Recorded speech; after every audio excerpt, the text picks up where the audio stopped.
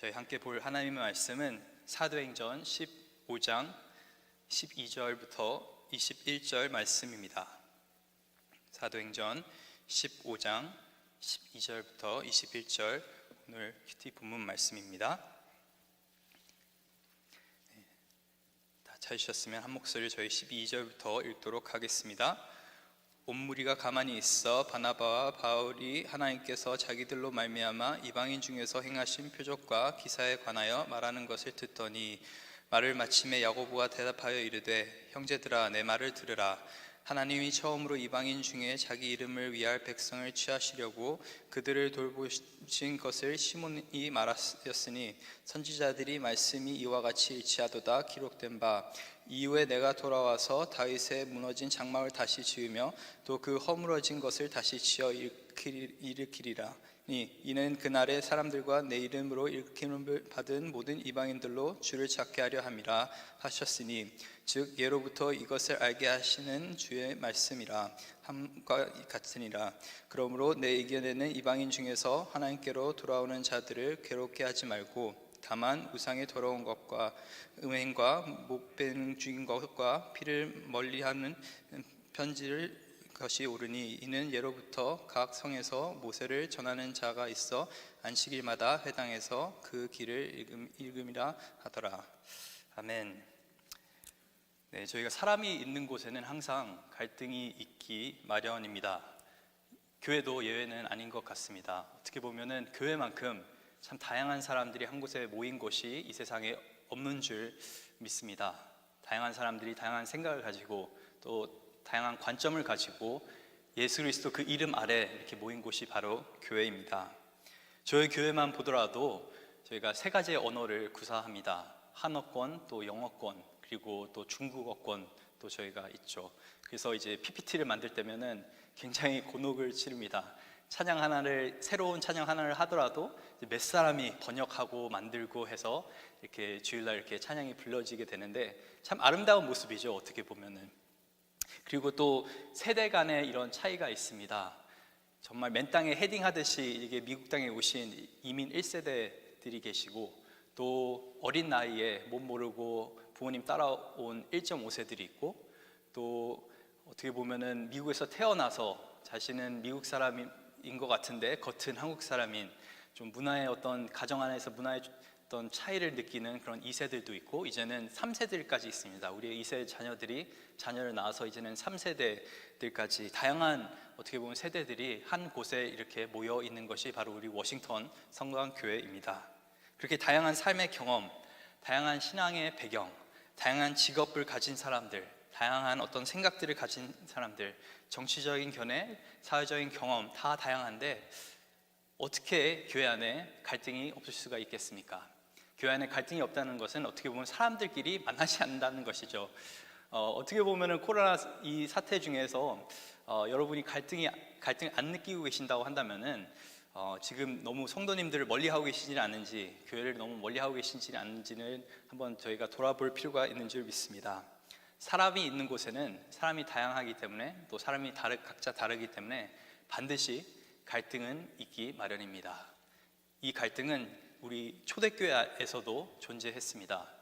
특히 이 사도행전 15장에 나오는 이 갈등은 뭐냐면은 이 신학적인 갈등이었죠. 이방인이 이제 구원을 받게 되는데 놀라운 역사들이 일어나고 있는데 이 이방인이 구원을 받았을 때 할례를 꼭 받아야 되냐, 이제 유대인들의 율법을 지켜야 되냐, 이제 헬라파 사람들은 이제 아니다, 우리는 이제 믿음으로 구원을 받는다라고 했고 이제 좀 그 바리새파 이 사람들은 좀 전통 유대인들은 아니다, 아무리 예수를 믿는다 하더라도 할례를 받아야 되고 또 유대의 율법을 따라야 한다라는 어떤 이런 신학적인 갈등이 초대교회 안에 존재했습니다. 그리고 그 갈등을 성숙하게 풀어나가는 그 과정이 이제 사도행전 15장에 그렇게 기록되어 있습니다. 이제 어제 본문 말씀을 통해서 저희가 본 것이 이제 바리새인파에서 먼저 얘기하죠. 이제 구원을 받을 때는 할례를 받는 것이 마땅하다. 그런데 베드로가 일어서서 발언을 하게 됩니다. 아니다, 내가 경험한 바 하나님께서 나에게 보여주신 것은 이방인도 할례를 받지 않은 이방인에게도 분명히 하나님께서는 성령을 허락하셨다.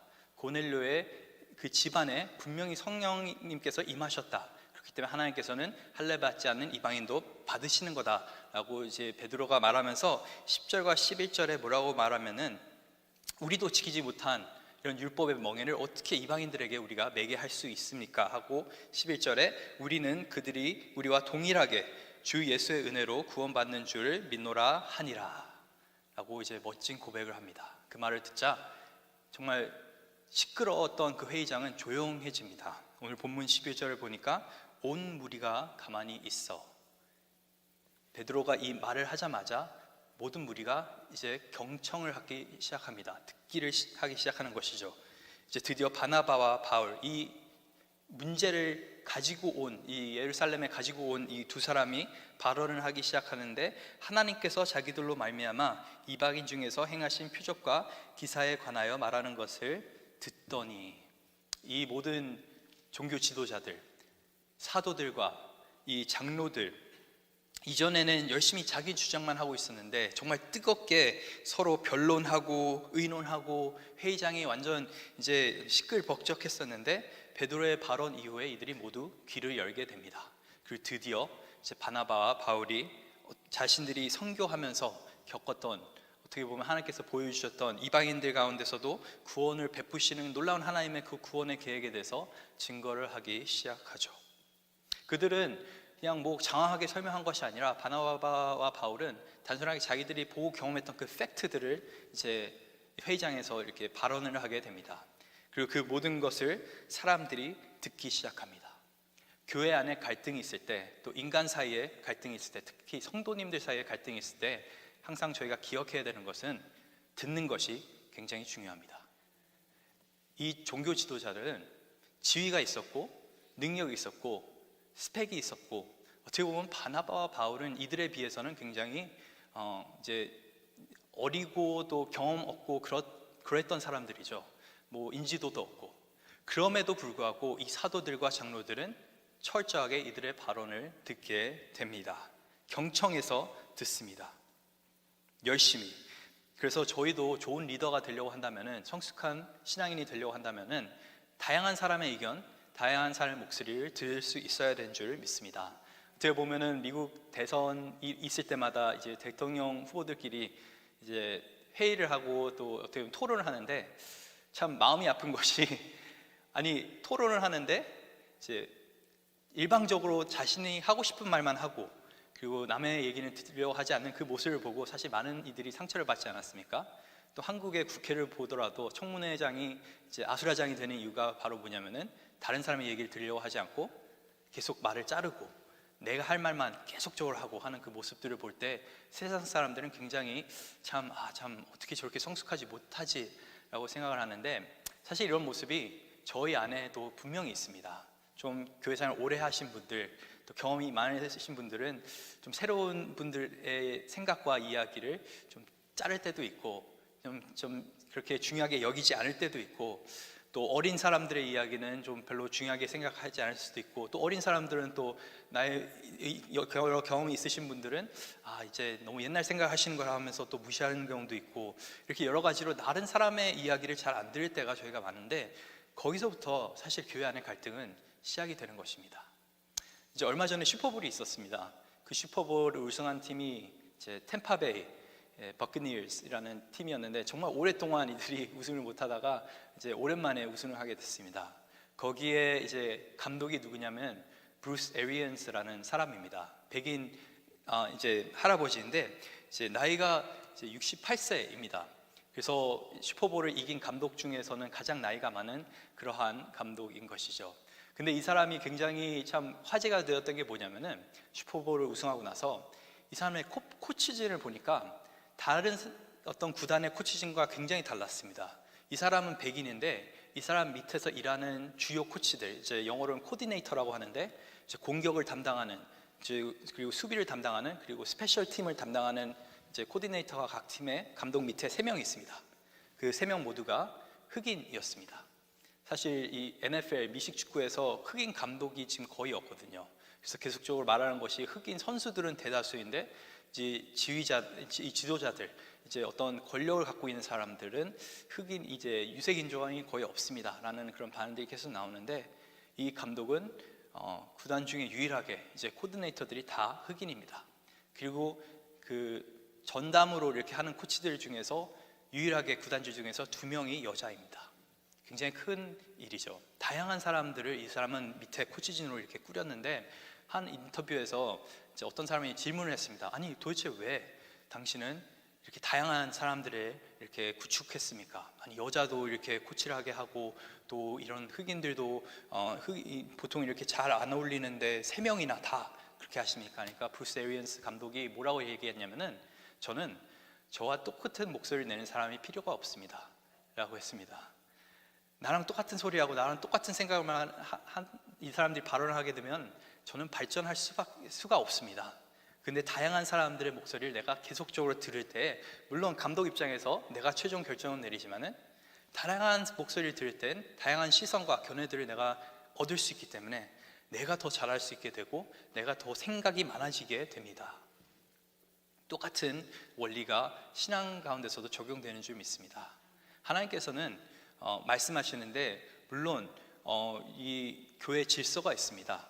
그래서 이제 하나님께서 세우신 권위가 있고 또 목사님을 비롯해서 또 중직자들 권위가 있긴 하지만은, 그리고 최종적으로 그런 어떤 결정들이 통해 그런 리더들을 통해서 많이 이렇게 이끌어지긴 하지만은, 또 우리가 중요하게 생각해야 되는 것은 많은 사람들의 의견이 중요합니다.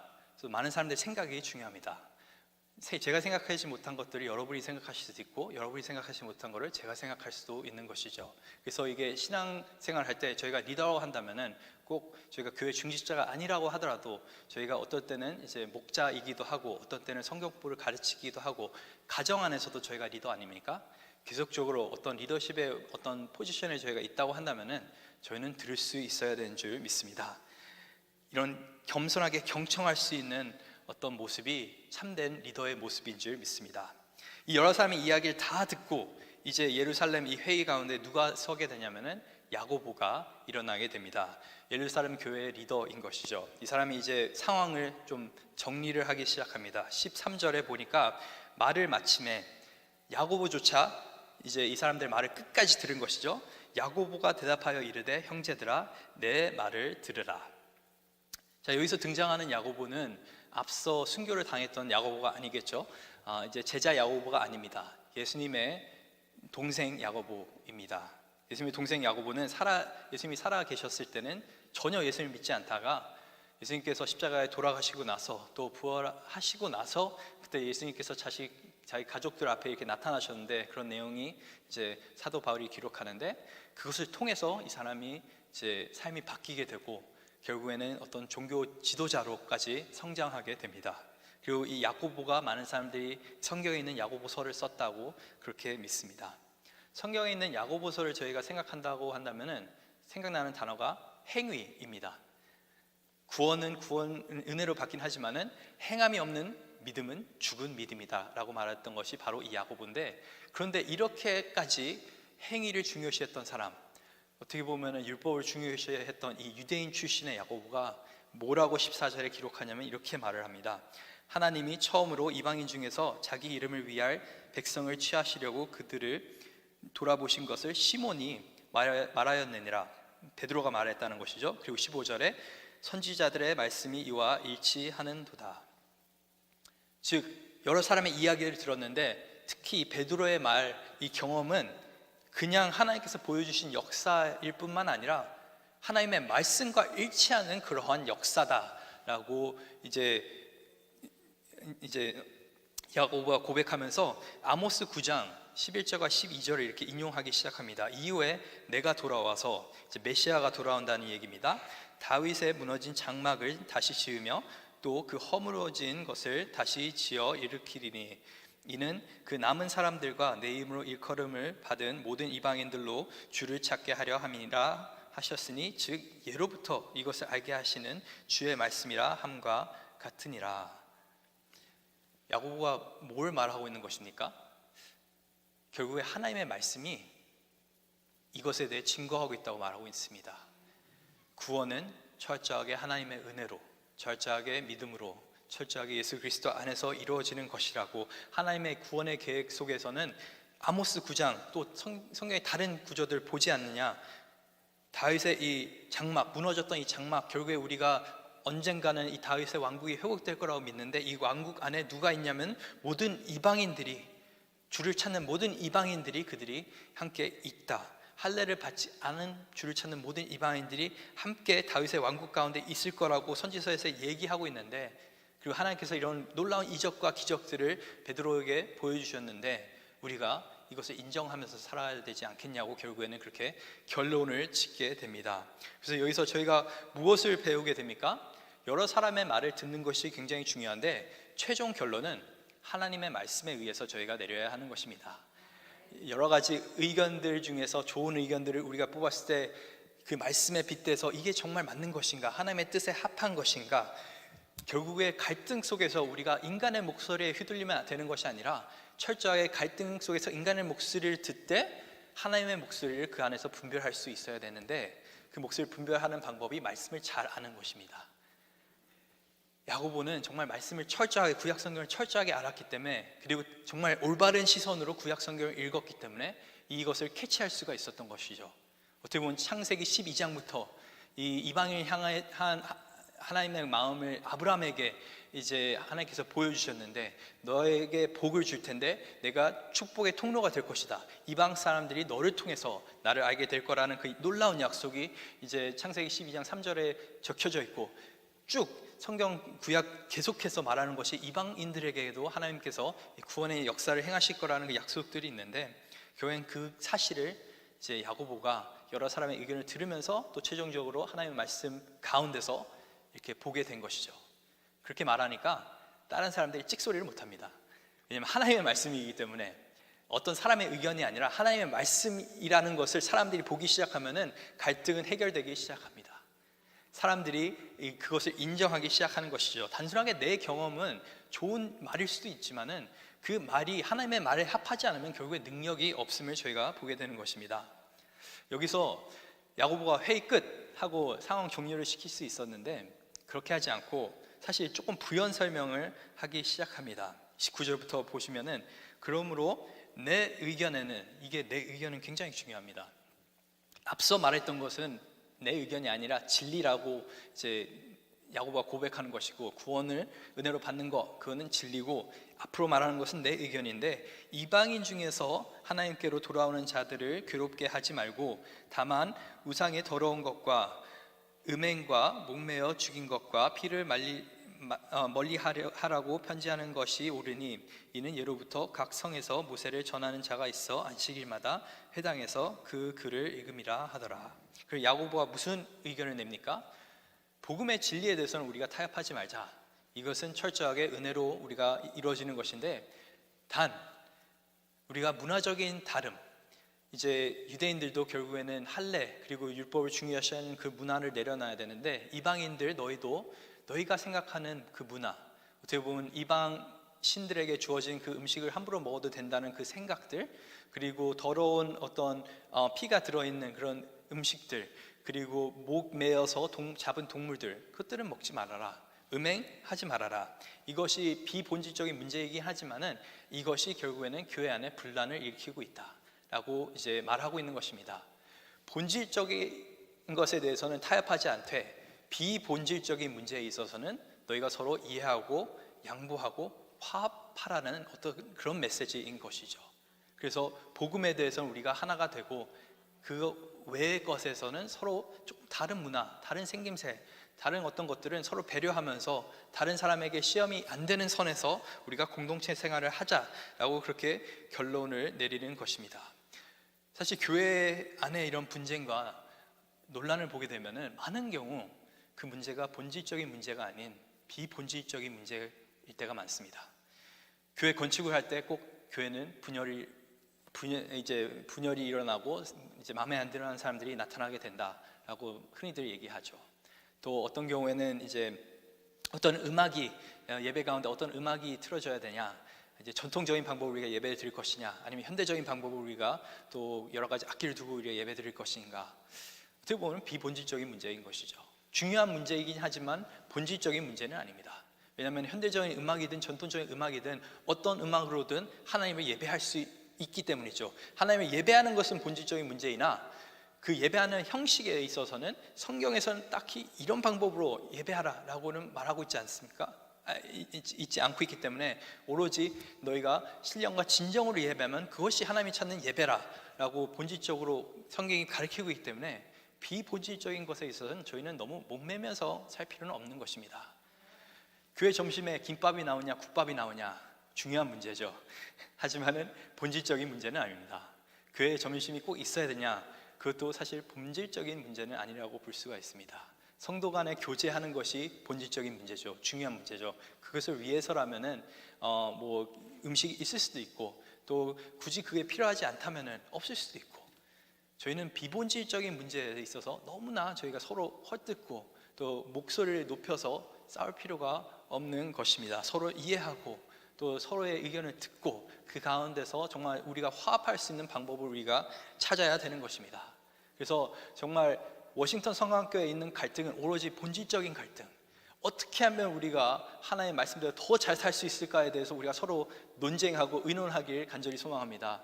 어떻게 하면 우리가 더욱더 선교를 열심히 할 수 있을까? 어떻게 하면 해외에 있는 선교사님들을 위해서 더욱더 우리가 더 기도를 할 수 있고 서포트를 할 수 있고 또 많은 영혼들이 주님께 돌아올 수 있을까? 어떻게 하면 잃어버린 우리의 어린 자녀들이 믿음 안에 들어올 수 있을까? 이 본질적인 문제 때문에 우리가 목소리를 높이고 우리의 생각을 나누고 또 우리의 여러 가지 것들을 의논하면서 해결책을 찾을 수 있는 교회 되길 간절히 소망합니다.